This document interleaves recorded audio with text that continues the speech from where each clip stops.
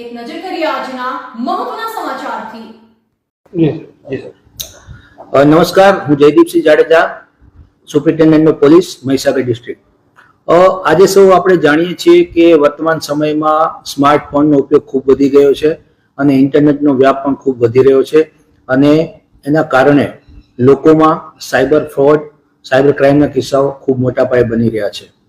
આપણા મહીસાગર જિલ્લાની વાત કરું તો ટોટલ જે ફાઇનાન્શિયલ ફ્રોડ કહી શકાય એમાં આપણે આ વર્ષમાં એટલે કે વર્ષ 2024માં જાન્યુઆરીથી કરીને આજ દિવસ સુધી આપણે સાયબર શિકાર બનેલા હતભાગીઓના લગભગ ફાઇનાન્શિયલ ફ્રોડમાં 10 લાખથી વધારે રૂપિયાની રકમ આપણે પરત અપાવવામાં સફળ થયા છીએ। આ ઉપરાંત લગભગ 64 લાખ જેટલી અમાઉન્ટ આપણે ફ્રીઝ કરવામાં સફળ થયા છીએ, જે યોગ્ય કાયદાકીય પ્રક્રિયા બાદ મૂળ એમના માલિકોને પરત મળશે। આ જ સિનારીઓ આપણે ગુજરાત લેવલે અને વિશ્વ દેશ લેવલે પણ જોઈએ તો એમાં પણ સાયબર ક્રાઇમમાં દિવસે દિવસે ખૂબ સતત વધારો થઈ રહ્યો છે। આપણો નમ્ર પ્રયાસ લોકોને સાયબર જે ક્રાઇમ છે, વિવિધ પ્રકારના સાયબર ક્રાઇમથી અવેર કરવાનો છે। તેની બ્રીફ આ પ્રમાણે છે। એક આપણે જાણીએ છીએ કે ફેક આઈડેન્ટિટી ફ્રોડ થઈ રહ્યો છે, જેમાં ફેસબુકમાં અથવા ઇન્સ્ટા ઉપર કોઈ પણ વ્યક્તિ હોય એનું ફેક પ્રોફાઇલ બનાવવામાં આવે છે, એના જ ફોટા, એના જ નામનો ભરતો નામનો ઉપયોગ કરી અને એના ફ્રેન્ડ લિસ્ટના માણસો પાસેથી વિવિધ પ્રયોજનો કરી અને પૈસા માંગવામાં આવે છે અને આ રીતના એક ફાઇનાન્શિયલ ફ્રોડ કરવામાં આવે છે। બીજો ઇન્વેસ્ટમેન્ટ ફ્રોડ થાય છે। આ ઇન્વેસ્ટમેન્ટ ફ્રોડમાં તમારા પાસેથી પૈસા લેવામાં આવે છે અને તમને સારા એવા રિટર્ન આપવામાં આવશે, ટૂંક સમયમાં ડબલ ટ્રિપલ થશે રૂપિયા, એ રીતના ફ્રોડ કરવામાં આવે છે। આ ઉપરાંત ઓનલાઈન શોપિંગ ફ્રોડ થઈ રહ્યા છે, જેમાં આપણને ખૂબ સારી વસ્તુઓ બતાવવામાં આવે છે, ક્વોલિટી વાળી અને બ્રાન્ડેડ વસ્તુઓ બતાવવામાં આવે છે અને એને ખૂબ જ નજીવા દરે તમને આપવામાં આવે છે। આ અને કિંમત એટલી નજીવી હોય છે કે કોઈ પણ એ લાલચમાં આવી જાય છે અને પરિણામે પોતાના રૂપિયા ગુમાવે છે અને એને વસ્તુ પણ કોઈ પ્રકારની મળતી નથી। આ ઉપરાંત એક લોન એપ્લિકેશન ફ્રોડ પણ આપે છે, જેમાં આપણને 2 લાખથી કરી અને 10 લાખ સુધીની લોન આ લોકો તરફથી આપવામાં આવે છે અને વિધાઉટ એની કોઈ પણ જાતના સિક્યુરિટી પ્રૂફ વગર એ તમને આપવામાં આવે છે। એટલે લોકો લાલચમાં આવીને લઈ લેતા હોય છે અને પરિણામે ખૂબ જ મોટા એક ષડયંત્રમાં ફસાતા હોવાના દાખલાઓ આપણે સામે આવ્યા છે। આ ઉપરાંત ફ્રોડ લિંક પણ આવે છે। ફ્રોડ લિંકમાં તમારા એવું તમને જતાવવામાં આવે છે કે આ જે લિંક છે એ તમારી બેંકમાંથી આવ્યો છે, તમારા બેંક ખાતામાંથી તમને લિંક શેર કરવામાં આવી છે, તમારું પાન કાર્ડ બ્લોક થઈ જશે, તમારો મોબાઈલનો સિમ કાર્ડ બ્લોક થઈ જશે।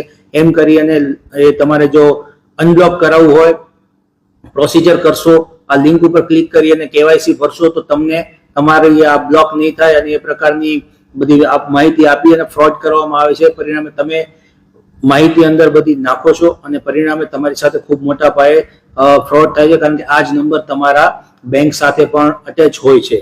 બીજું જોબ ફ્રોડ થતો હોય છે। યુવાધનને ખાસ કરીને નોકરીઓની લાલચ આપી અને એમની પાસેથી બધો ડેટા પડાવવામાં આવતો હોય છે અને આ એમનો ડેટા ક્યાંક ને ક્યાંક એમના ફાઇનાન્શિયલ ફ્રોડનો પણ કારણ બનતો હોય છે।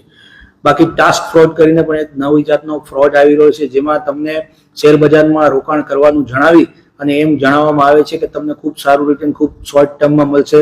ઘણા લોકો આ પ્રકારની લાલચમાં આવી અને ફ્રોડમાં ફસાતા હોય છે। તો આ ઘણા બધા જે આપણે ફ્રોડની ચર્ચા કરી, આ બધા ફ્રોડ ફાઇનાન્શિયલ રિલેટેડ છે।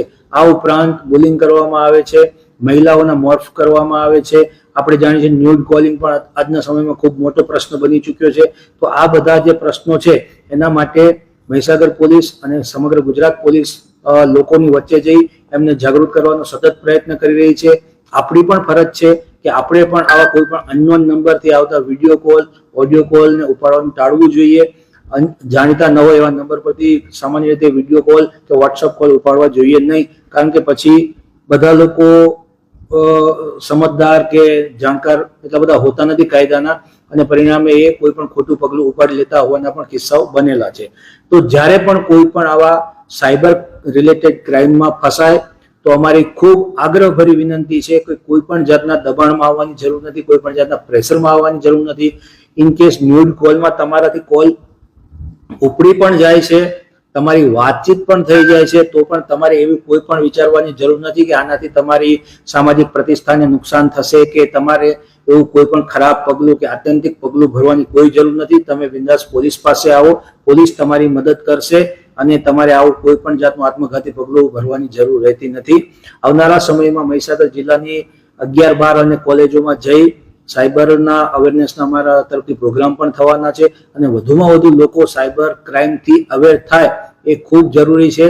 કારણ કે વર્તમાન સમયમાં સાયબર ક્રાઇમ એ ખૂબ જ ઝડપથી વિકસી રહ્યો છે અને લોકોના જીવનને ખૂબ ખરાબ રીતે પણ અસર કરી રહ્યો છે. ફાઇનાન્શિયલ, માનસિક, શારીરિક તમામ રીતે આ નુકસાન કરી રહ્યો છે. તેથી લોકો માત્ર ટેકનોલોજીનો ઉપયોગ કરે એટલું જરૂરી નથી, પણ આ ટેકનોલોજીના ઉપયોગથી એમના જીવન ઉપર શું દુષ્પ્રભાવ પડી શકે છે અને સાયબર ક્રાઇમથી એને માહિતગાર રહેવું પણ જરૂરી છે અને કેવી રીતે એનાથી બચી શકે એ જાણવું પણ એનાથી વિશેષ જરૂરી છે. Thank you.